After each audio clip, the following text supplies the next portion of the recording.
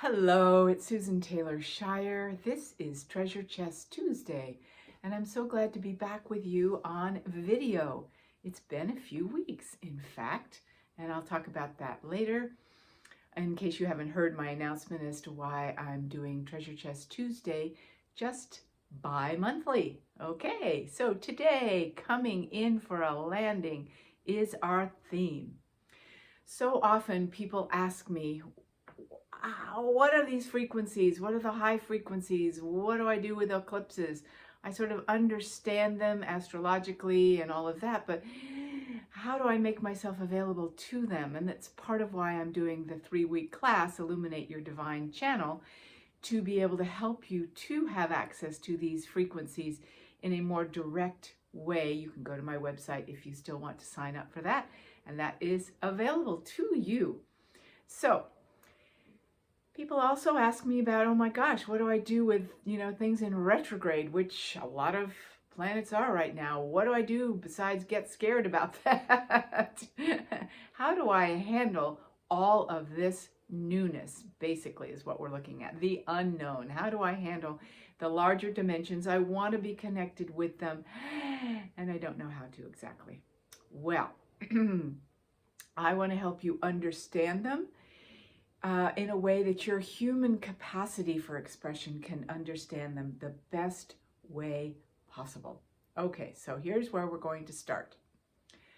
First of all, let me give you a little story. Actually, let's start with the story. The other day we were driving down the road right by the Los Angeles airport. So it was, just about parallel to the landing strip. And the landing strip, there was a huge, what felt like, a huge plane just coming in. Now, it was dark, so they had massive amounts of light strung across it, like red and blue and green and all sorts. It must have been below the plane. I can't remember now. Anyway, so it's flashing lights and a plane coming in, and it was virtually like just 50 feet above our heads.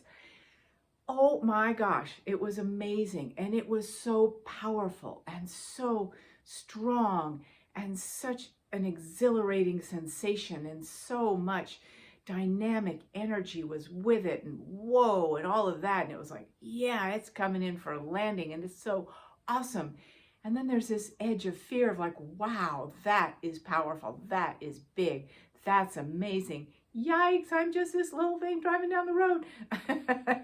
Comes in, and I'm like, oh my goodness, that is such a great metaphor for what's happening with these strong energies coming in. They are strong. They're meant to be strong. They're transformational. They are lifting us to lift us out of the states that we're in. They need to be strong. They need to be uplifting. They need to have some oomph behind them, right? And it can be a little scary to our human capacity that says, I don't know if I want to be moved right now. Let me just stay where I am in my little comfort zone, etc., etc. So it gets a little scary to consider that. So when we think of these divine frequency energies coming in, the key is, how do we receive them? Where in us do we have the receptor energy, the receptor sites, the dimensions, to be able to have a place for these energies to land in us, right? That's the key. Okay, so now that you're thinking about that, oh yeah, they're always there. How are they going to come in? It's not always just about clearing up about the old stuff. It's about recognizing that these frequencies come in a variety of ways. A variety of ways. It's not always little kittens softly coming in and just, so gentle and so sweet and so wonderful. And it's not like it's just an angel embracing us and saying, you are wonderful. Now, those two pieces are part of the equation of these frequencies for sure. But sometimes it feels like it comes in more like a wrecking ball or a hurricane. Why is that? I thought Spirit was supposed to move in as light and love and peace and beauty. It is. But sometimes It has some strength behind it to transmute and transform. And we need that in our world right now, don't we? Because if we hadn't been going through what we've been going through in the last number of years of transformation, we'd still be back there waiting for the little kittens and puppies energies to show up. And back then it probably was more kitten and puppies because that's all we could handle. But now we can handle more to really turn the tide, come in for a landing, let these frequencies really not just rock our boats, but really have an impact, because it's now or never, isn't it? We have to have shift and change. We are seeing a craziness in the world, which is all part of the dust being stirred. How we handle receiving these energies is paramount, okay? So the key to that is, and I always love giving you practical examples or ways of looking at it, is to welcome whatever is going on with us. It's okay if we have a day where we're just crying all day. It's okay if we have a day where there's more fear in us and we don't know where it's coming from. Don't try to understand it. If we get angry, and it's like, I'm never an angry person. Why am I just so rah about things? Be with that. Be with that. You don't understand all that's going on. Don't try to figure it out. Don't try to clear it and all of that kind of stuff. Just be with it. My goodness, I have tears coming probably every day. And some of them are tears of joy. And some of them, I would call them tears of joy because I know it's relating to something that I notice it's so beautiful. And other times it's just breaking open something. And I don't know what that is, what it's about. It doesn't matter. In that moment, I just have to be available to that and let it happen. It's shifting something in me to be able to receive more of these amazing, amazing energies. Okay? More of these amazing energies. So, the frustration, whatever you're feeling, trust that it is part of something. Don't throw the baby out with the bathwater. That's a great phrase, isn't it? Recognize that if you, as you hold the light within you while going through these emotions, then you're not putting all your energy in the emotions. You're creating more of a landing pad for these frequencies. If you're not going out of your body, escaping, just, as I say, getting into this emotional, get caught in the emotions, then you are letting something come in. So when you're in the middle of those emotions, just go, well, isn't this amazing? I'm having this, whatever it is, and I'm crying, or I'm scared, or I'm angry, whatever that is, isn't that fascinating? I'm just going to let that have its way and move. I'm not going to put it on somebody else. I'm going to let it happen, be with it. And as I do, I feel like I'm starting to make more space in my heart and in my body to receive, remembering that we are here to receive this greater light.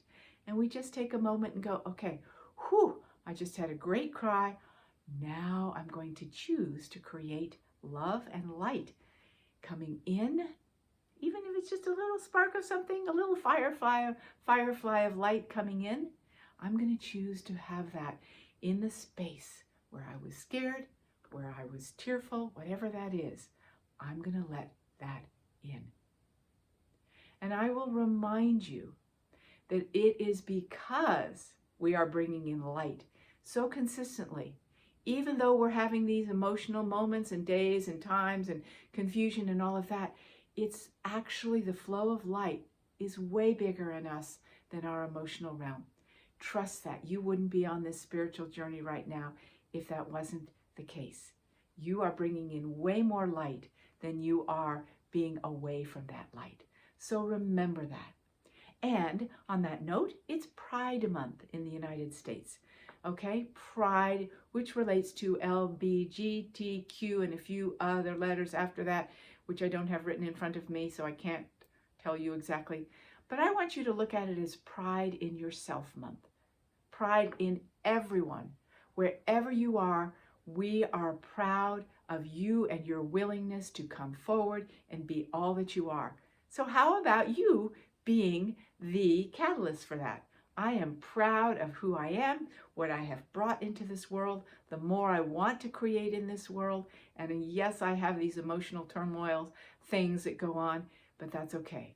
The depth of me is very proud of the light I'm shining and the soul I have in its fulfillment. Isn't that way better than just feeling like you're being knocked around by all the frequencies and going, oh my God, this was hard, and oh my God, that was hard, and what's going to happen with the solar eclipse happening in a couple of days? Oh my gosh, oh my gosh, oh my gosh. It's like, I'm here to receive it right here in my abdomen, all the way down to my feet. I'm going to receive this beautiful, beautiful and angelic energy and have a place in me for it to land.